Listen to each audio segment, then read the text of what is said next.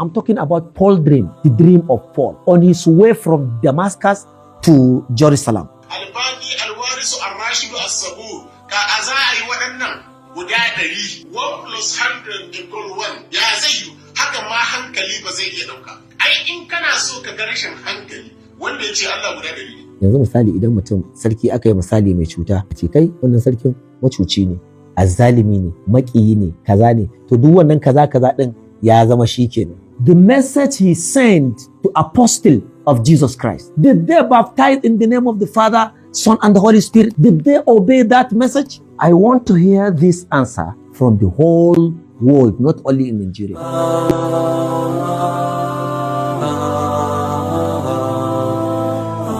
Jama'a ina son ku tambaya what is canon, ku dauki waya ku tambaya what is canon. Wannan labarin da na baku shi za a baku.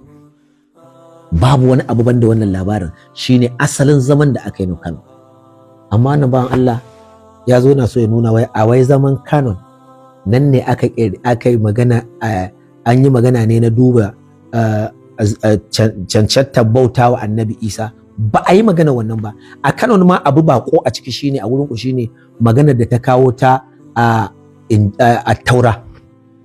Ya za a ita ma a ware a taura, domin kun jawo su kun matse a jikinsu masu attaura, domin asali tare ake. To da Paul ya zo ya watsa abun shine kuke mata kallon rara gefe, ku dauki wani abun ku yadda wani abu.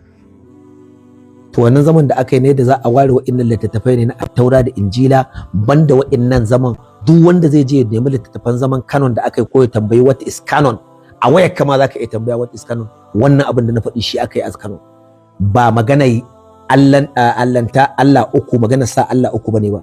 Magana sa Allah uku an riga an yi shi tun zaman da aka yi na Council of Nicaea.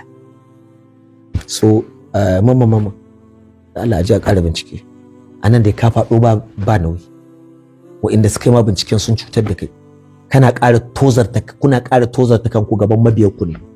Na sha gaya muku duk lokacin da za ku ban ansa, in dai a tambayoyin da zan muku ne, wallahi sai dai ku ƙara wulakanta kanku, amma wallahi ba ku da ansa. Waje ku ci gaba.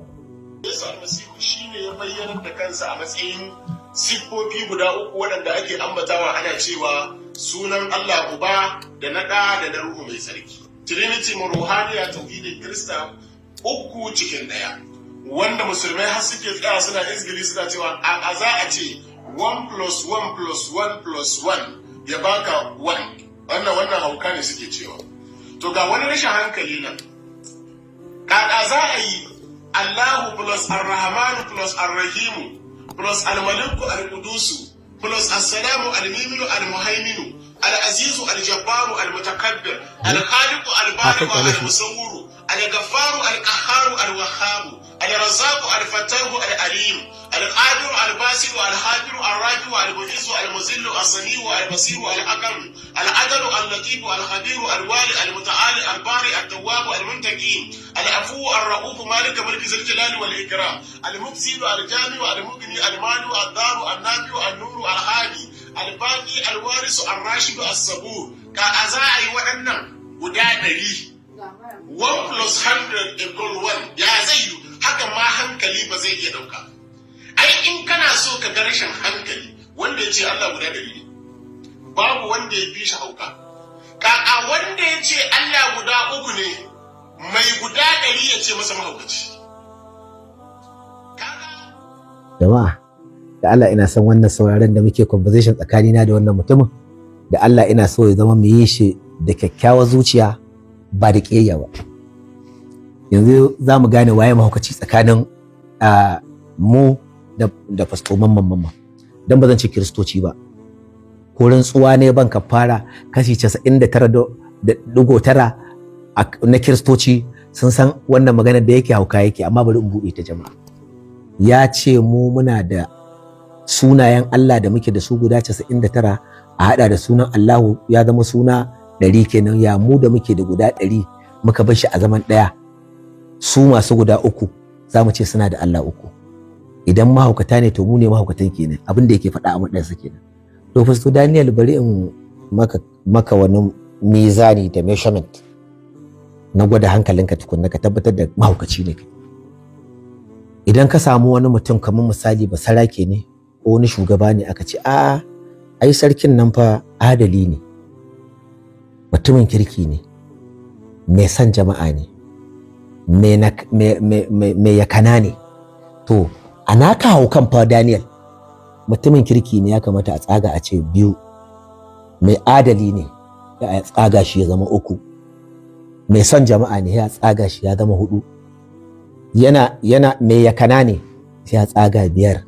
a fa haukanka kenan wannan ka san ko gidan mahaukata ka zo kai ma mutum test a wannan wallahi za a mai da shi turu a daure, an san bai warke ba wallahi.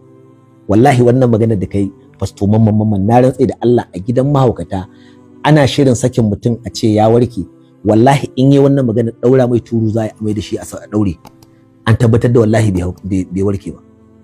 Saboda idan har attribute, these are attribute of God, idan har irin wannan da ya kasance wato suna ne na Allah ko sunan mutum ko wani abu na mutum ko wani hali na mutum, zan ce halaye na mutum duk halinka idan aka faɗe su halayen nan sun zama kai za a kirga ka da su, ka zama guda kaza.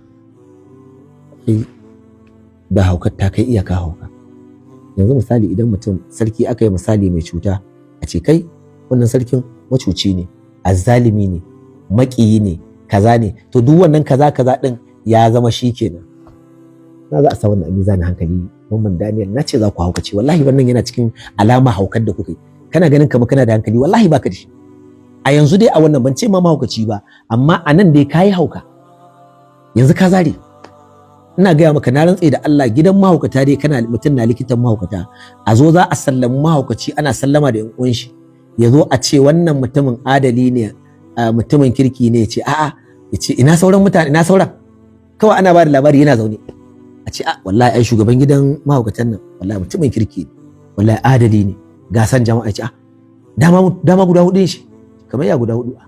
To ai na ji kun ce akwai adali, a'a shine ake cewa adali, to yace ai adalin nan wani ne daban, mutumin kirkin nan wani ne daban, wannan din wani mutum ɗayan nan yana so ya gansa a guda 4. Na rantse da Allah daure shi za a mai da shi a ce bai warke ba. To yanzu kai yanzu kana da buƙatar psychiatrist a je a duba kwakwalwarka, domin kwakwalwarka ta tabu, na haukatar da kai wallahi. Wallahi kuna da buƙatar ganin psychiatrist serious. Kuma biyan ku auna da Allah mabiya kiristoci, a cire magana kiyayya a ciki, wannan baya cikin salon hauka. To bari nuna maka bambancin namu da nan. Kai ka ce Allah uba zaman kanshi yake 100% Allah ne, sai kuka ce Allah ɗa Allah ne mai zaman kanshi. Idan ka tambayi Kirista zai ce maka 100% Allah ne. Allah mala'ika Gabriel wanda kuke ce ma Holy Spirit shi ma Allah ne 100% a cewar ku Allah ne. Wannan ai kaga tun anan ko ba explanation ai ana da alloli 3 alaji. Na ɗaya shi wannan Allah mai kafafuwa, mai cin abinci, mai hannaye, wannan Allah wanda ke a duniya, wanda aka haife shi a nan duniya, yana da uwa, yana da kaka, yana da ƴan uwa. Wannan Allah mai kafafuwa daban yake, bai taɓa ganin da idan shi, bai taɓa ganin wancan Allah da muke magana ba, sai Allah mai fuffuke. Wallahi tallahi Angel Gabriel, mala'ika Jibrilu, wallahi tallahi bai isa ya kai matakin Allah ba, bai isa ya kai matakin Allah ba, wallahi al'azam. Mala'ika Jibrilu bai isa ya kai matakin Allah ba ko kusa. Bawa ne na Allah, dan aike ne, dan aike ne, mala'ika ne mai daraja, amma wallahi dan aike ne wurin Allah. Jibrilu zai kai kaza da gudu kuma yake yi duk lokacin da Allah ya bashi umarni. La ya'suna Allah ma amrahum wa yaf'aluna ma yu'maru. Baya saba umarnin Allah. To kun ce shi Allah ne, to dan Allah da Annabi abin tambaya anan, da Allah kuma ya fuffuke, da Allah mai kafahuwa, da Allah da ke sama, wanda da ni da ku duk ba mu san yanda yake ba, yanzu da Allah da abu ɗaya ne. Kai ma abin da hankali zai ɗauka za ku, mun gaya muku samu ku allolin nan akai, koma ga Allah ku Daniel, koma ku ba Allah ɗaya, ku dawo addinin musulunci. Inna ad-dina inda Allahil Islam, ba wani addini wurin Allah in ba musulunci ba. Kuma kun sani mafi akasarin ku duka ilimin nan kun san akwai baranka da ma a cikin takardun nan, ba ku nuna wa mabiyan a cikin abin da kake bauta mawa, a ce a ciki babu sunan abin da kake bauta mawa, sai ka tafi kama kame. Allah shi kiyaye jama'a, abu da ya ci gaba da magana kada a ce na kaga in musulmi ya ce mana sunan Allah yake nufi, sunayen Allah yake nufi, to kaga sai mu ce lalle yanzu ne ka ci kai, yanzu ne ka ci kai. Ko barawo a duk duniya, ko barawo ba a taɓa yin barawo mai suna ɗari ba. Barawo ɗan yahu wallahi bai da sunayen da Allah ɗan hadisin nan yake da shi. Gaskiyar magana ne. Ɗan yahu dai, yahu ɗin nan ba su da sunayen da Allah ɗan hadisi yake da shi. Gaskiyar magana. Saboda haka waɗannan sunaye ko ɗan 419 ba a sami shi irin wannan sunaye. me an sa kudi a coci. Duk dai don kaɓar da kama, hakan ba ta yi wa.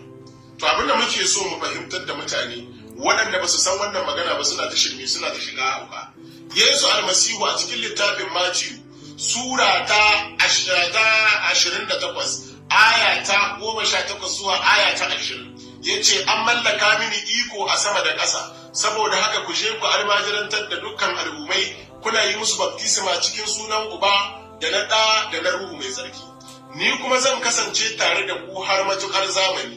Yesu almasihu ne ya gaya ma almajiransa haka, shi ne ya koya mana Trinity. Wannan mutumin ya ɗauko wuka da kanshi ya gyagira ba shi.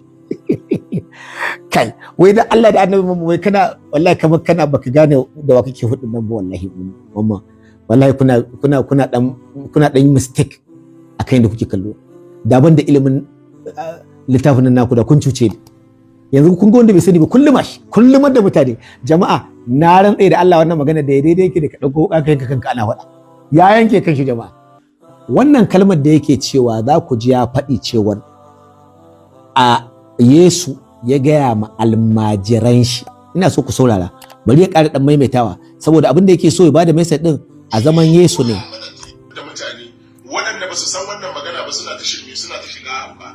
Yesu almasihu a cikin littafin Matiyu sura ta 28 aya ta 18 zuwa aya ta 20 yace an mallaka mini iko a sama da ƙasa, saboda haka ku je ku almajirantar da dukkan al'ummai, kuna yi musu baptisma cikin sunan Uba da na Ɗa da na Ruhu mai tsarki. Ni kuma zan kasance tare da ku har matukar zamani. Yesu almasihu ne ya gaya ma almajiransa haka, shi ne. Jama'a kamar yadda na faɗa wannan mutumin ya gyagira ma kan shi wuƙa, Allah ya gyagira ma kan shi wuƙa. Wannan maganar da ya faɗi muku yanzu, wannan ayar da ya ja, wallahi ba magana Annabi Isa bace, magana wani bagagge ne Paul. Mafarki ne kawai jama'a, wannan maganar da yake fa mafarki ne, amma saboda kai yanzu na ƙara gane lalle kuna mabiyan ku ƙarya. Yanzu saboda Allah Pastor Daniel a cikin Bible din ma sai kun yi mabiyan ku ƙarya, ba ku fitowa ku gaya musu gaskiyar magana. Abinda Annabi Isa bai faɗa ba, abinda Jesus Yesu bai faɗa ba, kuna jingina mashi ku ce ya faɗa kuma kun san tarihin abin. Jama'a assalamu alaikum. Wannan maganar da ya faɗa akwai wani mutum wanda ke kashe Kiristoci. Tarihin nan abinda aka sani a tarihin shi sunan shi Paul. Bounty hunter ne. Ba abin da ya iya a rayuwar shi illa ya shiga gari duk inda Kiristoci suke kashe su ya kona, abin da ya iya kenan. Da ya ga ya rasa yadda zai da Kiristocin sai ya shiga cikin Kiristancin. Shine mutum na farko da ya goyo addinin Kiristanci ya faɗa rami da shi. Wallahi shine na farko, sunan shi Paul. Bai taɓa haɗuwa da Annabi Isa ba tunda Allah ya halicce shi. Bai san Annabi Isa ba, labarin shi ya ji yana gaba da abin da Annabi Isa ya zo da shi, yana kashe maƙiyan shi. Kuma duk fadan nan duk wani wanda ya sani yake karanta Bible ya san da maganar da na faɗa gaskiya ne. Kuma ita ma inda yanda za ka yi ka kare ta ne ka zo ka ce ba kashe Kiristoci yake ba kafin ya shigo Kiristanci. Da ya rasa yadda zai da addinin Kiristanci sai ya shiga ciki. Paul kenan. Bulus ya sama da addinin Kiristanci ya je faɗa da shi lami. A zaman ya zama fada ana mai biyayya shi ma Kirista ne. Kuma Kiristocin nan lokacin nan Jew ne. Shine Gentile. Shi Gentile ne. So ya zo ya ɗauko addinin Kiristanci ranar da zai fara rugurguza addinin Kiristanci daga Damascus zuwa Jerusalem. Yana kan hanya ya kwanta ya ɗebi karikitan shi kawai bacci ya ɗauke shi. Wai Annabi Isa alaihi salam zai zo duniya zai canza maganganunsa, zai canza. Annabin Allah wanda Allah ya aiko da maganganu ya zo ya jaddada maganganunsa ya koma ga Allah. Wai kuma zai canza wa'annan maganganun sai ya biyo ta wanda ke yanka Kiristoci yake kasa Kiristoci, wai shi ya ba sako, wai ya mafarki annabi Isa ya dawo ya zo ya ba shi sako, ya ce a aje law of Moses. Cewa gama duk waɗanda suke dogara da bin shari'a la'anannu ne. Don a rubuce yake duk wanda bai tsaya ga bin aikata abin da yake a littafin shari'a ba la'ananne ne. Kan magana commandment law of Moses. Shi annabi Isa ya ce ya zo ne ya cika ya jaddada dokokin annabi Musa. Kada ku yi zaton na zo ne domin in shafe attaura da koyarwar annabawa. Na zo ne ba domin in shafe su ba, sai dai in cika su. Shi kuma har ya tafi ga Allah bai canza su ba. Shi kuma wannan ya zo ce ai annabi Isa ya zo a mafarki ya gaya mashi a ajiye wannan dokokin da na annabi Musa wanda annabi Isa ya jaddada su akai. Sannan Paul din ya ce domin zunubi ba zai mallake ku ba tunda ba shari'a take iko da ku ba, alherin Allah ne. Wannan dokoki ɗaya daga cikin su akwai ba a cin alade. Annabi Isa ce kar a ci alade. Wannan ya ce a ci Paul ya ce a ci alade. Annabi Isa ya ce a yi kaciya saboda an yi mai kaciya yana kwana 8 shi annabi Isa. Paul ya ce ba sai an yi kaciya ba. Yanzu ko shi wannan mamadin alƙur'an ko rantsuwa ne ba zan kafara ba, bai da kaciya. In ko kuka ga yayi kaciya to ba addinin shi ya biye kaciya ba, domin addinin Paul suke bi yanzu ba addinin annabi Isa ba. Wannan Paul din fa duk ya rusa abubuwan da annabi Isa ya zo da su. Shine farkon wanda ya rusa addinin Kiristanci. Ya ce su ci mushe, da ba sa cin mushe, ba sa shan giya lokacin annabi Isa. Ya ce su sha giya. Duk wata arkin barna da ka sani fa babu shi addinin Kiristanci fa addini ne mai tsafta fa, tsaftataccen addini ne in za a bi scripture koyarwa irin ta annabi Isa da sabansa. Wai wani kawai bagagge ya taho ya mafarki tsakanin daga Damascus zai je Jerusalem. Farkon ma shiga shi Jerusalem kenan da wa'azi. Wallahi aka yi wannan mafarki, leta ya rika aikawa, letter of Paul, ku duba a cikin Bible ku gani wasiƙa Paul ta fi magana annabi Isa yawa a ciki. Wani irin addini ne wannan? Don haka shi yasa su waɗanda suka zo za su ɗauki direction su aje tafiyar annabi Isa, suka ga cewar idan suka ɗauki tafiyar Paul to ita ce za ta yi daidai da irin tafiyar su ƙara abin da suke so su ƙara. Dalilin ɗaukar Paul aka ɗora shi sama da kowa a Bible kenan. Shine dan ƙara wai yanzu mafarkin wani ne jama'a yake bada labari. Yanzu ba dan nayi debunking din shi ba, ba dan na gurje maganar tashi ba, kuma ina so ku duba inda ya faɗa din, wallahi tallahi mafarki ne. Za ku ga labarin yadda ya faɗa, amma wallahi sun sani mafarki ne Paul yayi daga Damascus zai je Jerusalem. Shine suka ɗauko suka sashi aya saƙon annabi Isa. Ai ku rika gaya musu ga saƙon annabi Isa amma ta mafarkin Paul daga hanyar shi zuwa Damascus zai zo Jerusalem. A nan ya kwanta gindin wata bishiya ya mafarki annabi Isa ya ce wai su rika wanka a cikin mafarkan da ya duk saƙon da annabi Isa ya bashi ne ba, su yi da sunan ɗa da sunan uba da sunan Holy Spirit. Je kama mu ɗauka gaske ne jama'a, mu ce ma shi annabi Isa alaihi salam bai da aminin da zai kai masa saƙo ga sahabban shi duka, bai ba da saƙon ta nan lokacin sahabban sa na da rai, lokacin shekara 35 da tafiya annabi Isa. So sahabban shi suna da rai, amma bai kawo bai mafarki, bai zo ma sahabban shi a mafarki ba dukkan su. A'a sai ya zo ma Paul a mafarki. Duk da sahabban nashi wasu an kashe su, amma sahabbansa za ku ji shi ma mamman din a sakonsa ya ce Yesu yana gaya wa sahabbansa, amma wannan sakarci naka da yake billahi la ilaha illa huwa. Ku fito ku gaya mutane gaskiya, ku ce mafarkin Paul da ya ce Yesu ya bashi sako ya gaya wa sahabbai, shin abin a tambaya a nan gurin? Su dai duk duniya ba masu bin annabawansu irin sahabbai. In aka ce sahabbai an kure kenan. To saƙon da annabi Isa ya aiko ma sahabbansa ta hannun Paul, mu je ma mun yadda zai yi mafarki da annabi Isa misali, amma yadda gaske ne ya kawo ma sahabban. Abin tambaya, sahabban sun yi aiki da shi? Ga tambaya ga fastocin ba na Najeriya ba, har na duniya, kowa na sa a ciki. I'm talking about Paul dream, the dream of Paul on his way from Damascus to Jerusalem. The Paul dream, the message he sent to apostle of Jesus Christ, Did they baptize in the name of the Father, Son, and the Holy Spirit? Did they obey that message? I want to hear this answer from the whole world, not only in Nigeria. If you have the answer. Did they baptize? Because after that message, they have been baptizing. They baptized.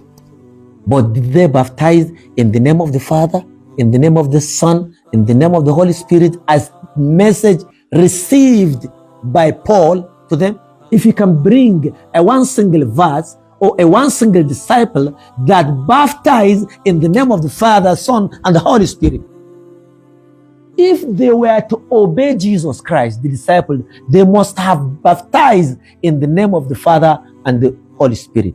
But there's no place in the Bible, in the whole Bible, there's no one single place where they baptize in the name of the Father, Son, and the Holy Spirit. Wallahi babu gurin. Wannan challenge ne na baku ba ku kadai ba har da na duniyar duka. Wannan kadai ya kare ta ka kai pasto mama. Babu guri daya.